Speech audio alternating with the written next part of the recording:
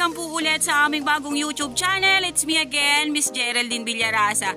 Andito pa rin po ako sa Panganiban, Camarines Norte. Meron pa rin po akong ilolocate na property. Kanina po yung nauna ko pong vlog, nabanggit ko po sa inyo na ito po ay dalawang title, then isa pong 9 hectare at isa pong 12 hectare. Ngayon po pinagbukod ko po siya ng vlog kasi nga po dalawang naman po siyang title pero po iisa po ang may-ari. Then ito pong 12 hectare na to ay dito rin po siya sa katabi nung 9 hectare. Gilid din po siya ng Barangay Road. Mula po dun sa town proper ng Panganiban hanggang dito po sa aking kinatatayuan ito. Ganon din po siya. 15 kilometers din po ang layo niya. Then along Barangay Road. Okay po, tara po at papasukin po natin yung area at napakaganda po talaga nitong property na to kasi kanina nga po doon sa una kong video, kita po yung dagat ng Panganiban. Yan, dito pa rin po sa bungad na yan, ayan makikita pa rin po ninyo, napakarami rin po niyang fruit bearings itong 12 hectare na to. Kagaya din po nung 9 hectare. Then napakarami rin po niyang nyog. Andito po ako ngayon sa baba ng Barangay Road kasi medyo po siya tumalibis ng konti naman dito. Pero konting-konti lang po. Okay po.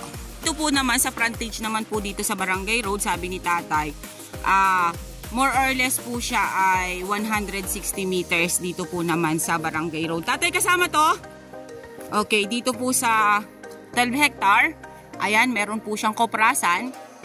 Hindi po katulad dun sa 9 hectare na nilalagyanan lang po siya ng bubong.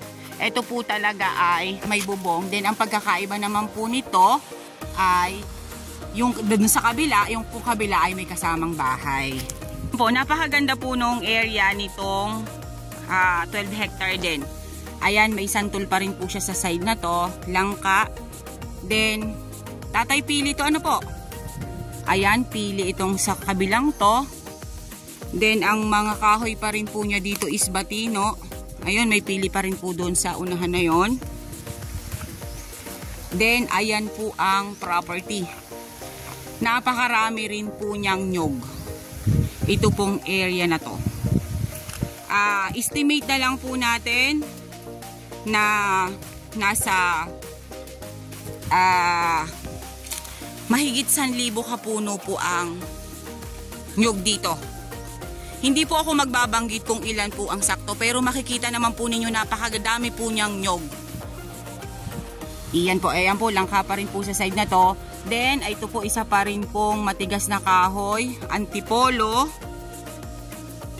Yun po, ang boundaries pa rin po nitong property na to is sapa. Same din lang po nung kabila, nung 9 hectare. Ayan, yun nga po, lagi po pong sinasabi sa inyo, kanina, nabanggit ko na po kanina sa vlog ko, na medyo, ang bunga po ng nyug ngayon is mahina. Kasi nga po ay inabot po kami ng tag-init dito sa probinsya. Napakaganda rin po nitong property na to. Ayan, makikita naman po ninyo hindi siya masukal. Talagang pinagsisikapan po siya na malinisan. Po dito po sa 12 hectare, lamang po dito ang patag. Ayan. Then, napakarami po niya talagang nyug din. Sa fruit bearings po, mas marami po ang fruit bearings dun sa kabila kaysa dito. Pero sa nyug naman po, mas marami po itong dito kaysa dun sa 9 hectare.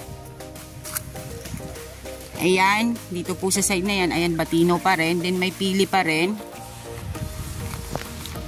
Nasaan tatay naratay? Ayan, malaki na. Ito po ang Nara tree. Ayan po, malaki na po siya. Tuwid na tuwid po ang puno niya. Then, ito pong side na to ay santol. Then, langka pa rin po dun sa side na yon. Kapantayan po itong side na to. Yung iniikutan pong yan ng aking camera. Medyo po siya umislant lang ng konti. Pero dun sa tuktok na yon, makikita pa rin po dun ang dagat ng Panganiban.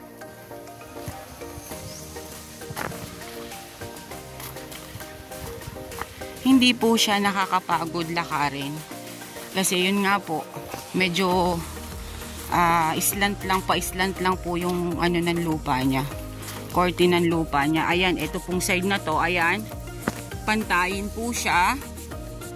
Then may mga pili po talagang nakatanim, then mga batino, langka. Ayan. Ito po ay yung sinasabi ni tatay kanina na kawayan na maliliit. Then ayan, pili pa rin, mga bago po siyang tanim. Ito po yung sinasabi ko sa inyo na overlooking, na makikita po yung dagat. Then nandyan din po niya sa kabila, nandyan din po yung 9 hectare. Okay po, ito pa rin po yung kabilang side. Ayan, meron pa rin po ditong Indian mango. Then ayan, may mga bagong tanim na puno ng nyog. Napakaaliwalas po nung property kasi talaga po siya ay malinis. Pero ito pong side na to, medyo po siya kaunti ang nyog niya dito. Medyo nagkaroon ng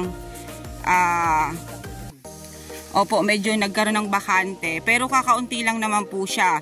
Then pagdating na naman po dyan sa side na yan, ayan, diretso na naman po ulit ang mga nyog din dito sa side na to. Ayan, mga batino pa rin po ang nandito sa side na to. Medyo po siya bakante dito sa part na to. Pero may mga bagong tanim po siyang nakalagay.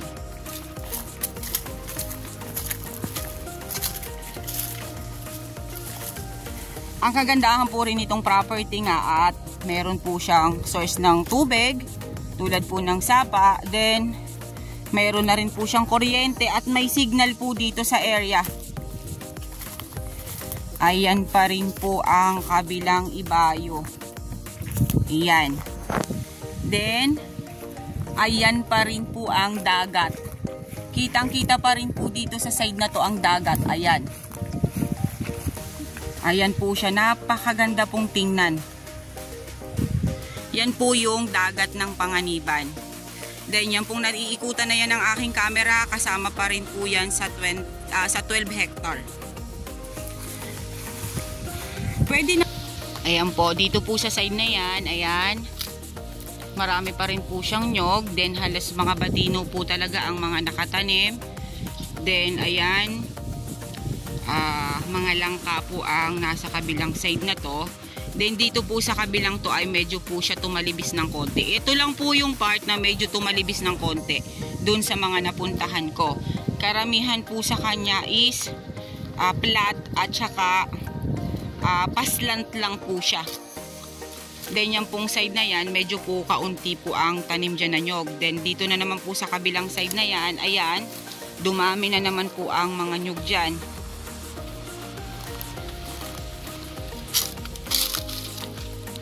Ayan po siya. Ito po, batino pa rin po itong side na to. Ayan po, napakarapaganda pa rin po dito sa kabilang side na to. Oh. Napakarami pa rin po niyang nyog.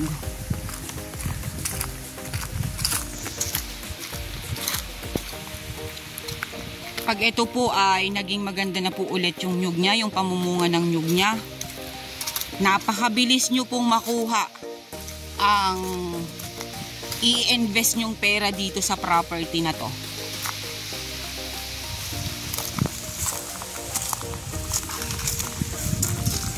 Karamihan po dito sa 21 hectare ay flat talaga. Dahil yung side na yan po, flat pa rin po dyan sa side na yan.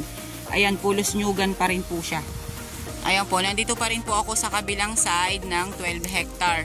Ayan po, halos karamihan pa po rin dito is nyog. Na mga, mga takaran pa to tayo, no? Napakatagal pa pong panahon na pakikinabangan ninyo ang nyog na to. Ayan, kabilang side pong yan dyan, may mangga. Then, more on po ay nyog. And batino. Ayan po, mga batino pa rin po yung side na yan.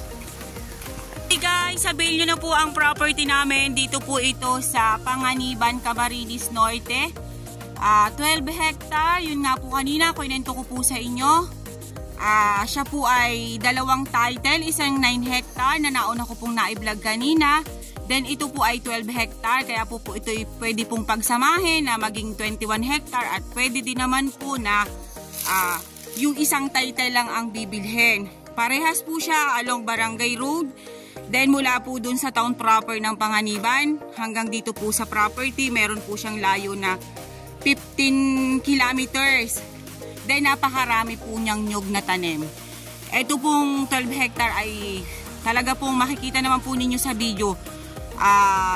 Siksik na siksik po talaga ang nyog. Napakarami rin po niyang fruit bearings. Then lamang po sa kanya ay pantayan.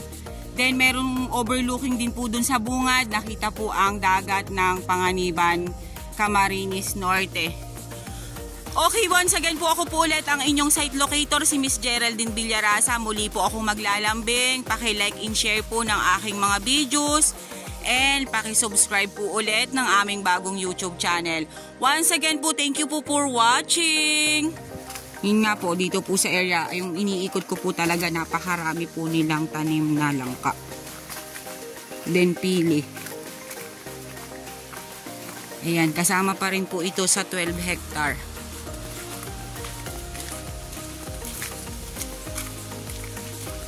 Yung boundary dyan, kakahuyan. Kakahuyan din tayo. Opo. Ayan. Ito pong side na yan. Ayan, mga langka pa rin po. Then, ayan, santol. Yan pong naiikutan na yan na puros nyog ay kasama pa rin po yan sa property. Okay.